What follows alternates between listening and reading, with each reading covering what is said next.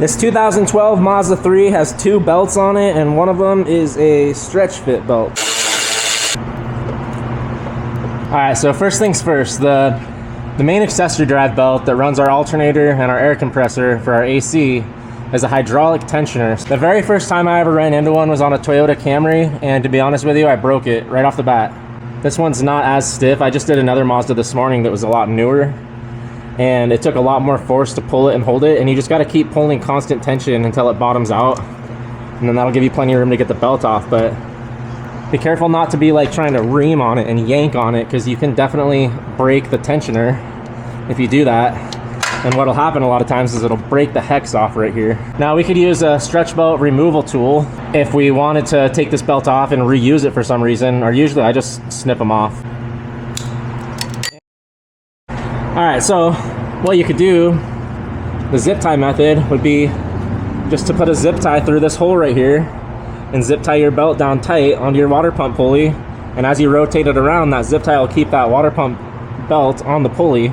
But we also have an installation tool that you can use. This is a stretch belt installation tool.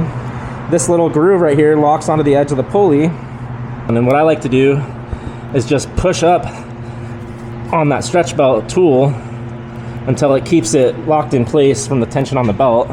Okay, so now that tool, now that I have a little bit of tension on the belt, is holding the belt in place, and it's making the ribs on the belt line up with the water pump pulley as we rotate it around. But what you have to watch out for is on this back side here, you got to kind of also push the belt and make sure that it stays lined up on the back side, because otherwise, from it being on the front of the pulley like this, it'll force it out on the top.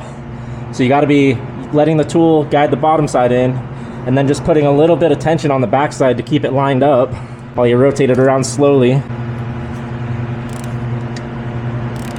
And as you rotate it around, the belt tool will come out the opposite side, and just make sure that it stays lined up all the way. Sometimes you got to back it up a little bit once you get it on the water pump pulley.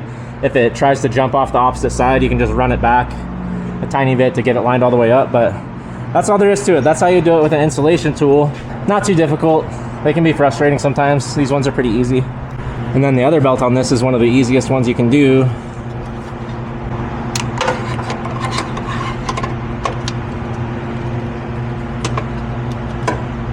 Again, I'm not trying to yank this all the way open at once. I'm just putting constant pressure on it until it bottoms all the way out.